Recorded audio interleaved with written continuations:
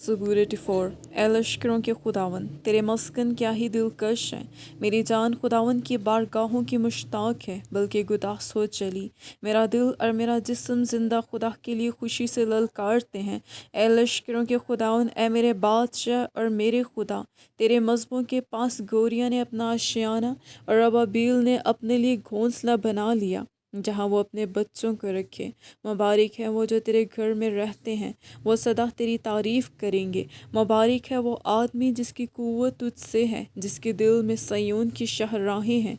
वो वादी बका से गुज़र कर उसे चश्मों की जगह बना लेते हैं, बल्कि पहली बारिश उसे बरकतों से मामूर कर देती है। वो ताकत पर ताकत पाते हैं, उनमें से हर एक सयून में खुदा के हुजूर हाजिर होता है। ए खुदावन लश्करों के खुदा, मेरी दुआ सुन। ए याकूब के खुदा, कान लगा। ए खुदा, ए हमारी सिपर देख और अपने ममसूक के चेहरा पर नज़र कर, क्योंकि तेरी बारगाहों में एक दिन 1000 से बेहतर है।